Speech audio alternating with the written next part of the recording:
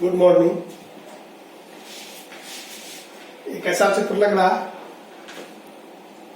चतुर्भुज का, चतुर्भुज में भी समांतर चतुर्भुज का। उस दिन हम बताए थे कि किसी भी समांतर चतुर्भुज में आमने सामने की भुजाएं समान होती है।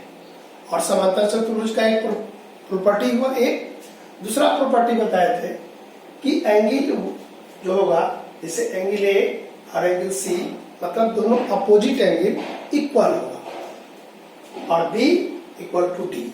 कैसे दिखाएंगे, इसी पर आज बात करते हैं।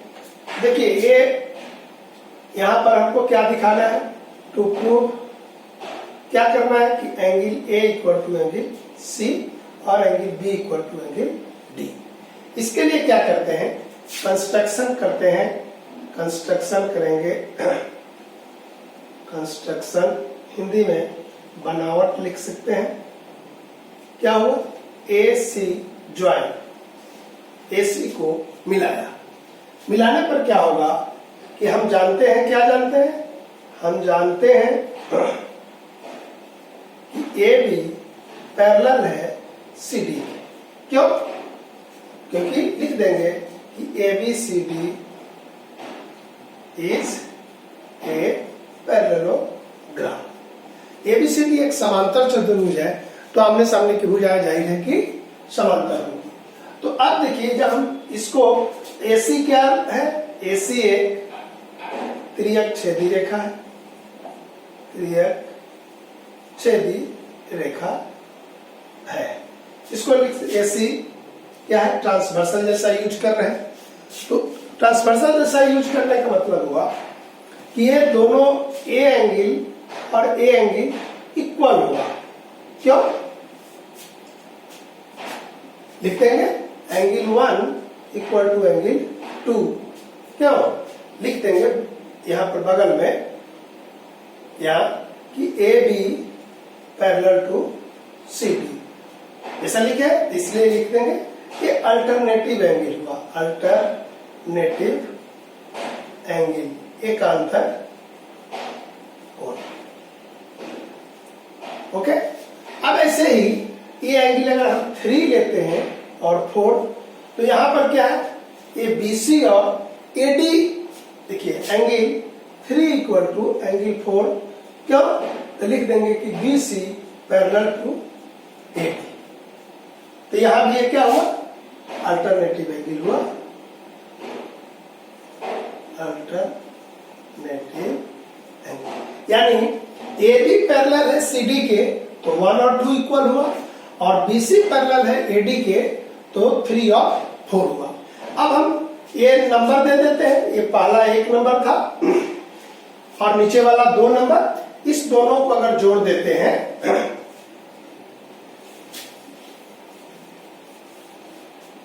ये एंगल को जोड़ दिए, angle 1 plus angle 3, angle 2 plus angle 4, यानी बराबर दोनों था। लेफ्ट साइड इसका लेफ्ट और इसका लेफ्ट जोड़ दिए, इसका राइट और राइट जोड़ दिए, तो क्या होगा, देखिए 1 और 3 मिलकर कौन एंगल बना रहा है, एंगल ए बना रहा है। तो यहां लिख देंगे कि एंगल ए, और 2 और 4 मिलकर बना रहा है सी। लेकिन है क्या, ये दोनों एक दूसरे के सामने का एंगल है, एक दूसरे के देख रहे हैं ना, ए के सामने सी है और सी के सामने ए है। तो इस तरह हम लोग क्या देख रहे हैं कि सामने वाला एंगल, सामने वाला कोण बराबर होता है। यहां लिख देंगे इसी तरह angle B equal to angle D होगा। ओके, तो अब हम लोग 2 प्रॉपर्टी जान गए। पहला, आमने सामने की भुजाएं समान होती है, आमने सामने के कोण बराबर होते हैं। तीसरा प्रॉपर्टी होगा कि अगर इसका हम विकर्ण को यहां से ए बी डी और ए सी को मिलाए, तो ए इसके इक्वल होगा और ए इसके इक्वल होगा। मतलब कि हमको ये दिखाना है कि ए बी सी डी का जो डायगोनल्स है वो क्या करता है, एक दूसरे को बाइसेक्ट करता है, समविभाग करता है। मतलब हमको दिखाना है कि AO इक्वल टू OC और OB इक्वल टू OD, यही प्रूफ करना है, टू प्रूफ। देखिए अब हम लोग कोई भी दो ट्रायंगल पर विचार करते हैं, ट्रायंगल AOB इक्वल है सॉरी एंड COD। देखिए इस दोनों ट्रायंगल में देखिए यहां पर अभी हम दिखा है कि यह किसके होगा, एंगल 1 इक्वल टू एंगल 2। क्यों लिख देंगे, अल्टरनेटिव एंगल, एक अंतर कोण हुआ। और यहां पर 3 4 जैसे यहां था, यहां मान के लिखते हैं 5 और ये लिख दिए 6, तो एंगल 5 इक्वल टू एंगल 6, ये भी अल्टरनेटिव एंगल है। और हम जानते हैं कि आमने सामने की भुजाएं बराबर होती है, तो AB इक्वल टू CD। तो ये त्रिभुज क्या हुआ, AOB एक कंग्रुएंट हो गया COD के। कैसे, दो एंगल और इंक्लूडेड साइड है 1 और 5 और 2 और 6 हम लोग दिखा, तो लिख देंगे ASA, ब्रैकेट में पता चलेगा कि हमारे एंगल साइड और एंगल के प्रॉपर्टी से दोनों ट्रायंगल क्या है, कंग्रुएंट है। जब कंग्रुएंट होगा तो सभी पार्ट का तुलना करते हैं, तो इसको लिखते हैं कि corresponding part of corresponding triangle का इक्वल होता है। तो 1 के सामने कौन होगा, वो भी देखिए लिख देंगे, इसलिए 1 के सामने हो गया वो भी, और 2 के सामने क्या हो गया, देखिए यहां पर OD, और 6 और 5 को तुलना कीजिए, तो 5 के सामने हो गया OA और इसके सामने हो गया OC। कैसे लिख देंगे, CPCT।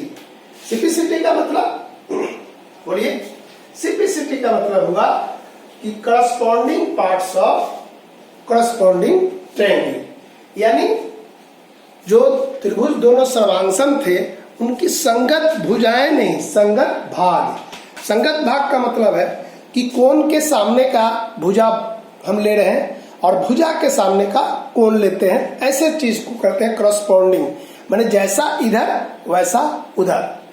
तो यहां हम जान रहे हैं कि एंगल 5 इक्वल है, तो 5 के सामने कौन होगा, AO, और 6 इक्वल है तो उसके सामने का OC।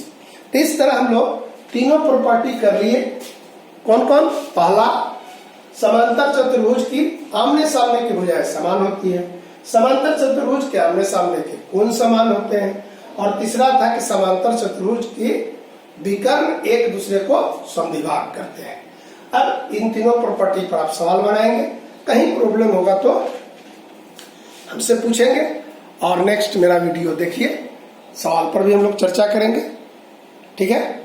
और पहले वाला वीडियो को जो एक बार फिर से दोहरा लीजिएगा तो तीनों प्रॉपर्टी आपको याद होगा और उससे सवाल भी बनाइएगा। ओके, हाँ एक चीज और कि आपको क्या करना है, याद है कि आपके जो साथी पूछे थे उनको आप इसका लिंक दे देंगे ताकि उनको भी मिल जाएगा, ठीक है।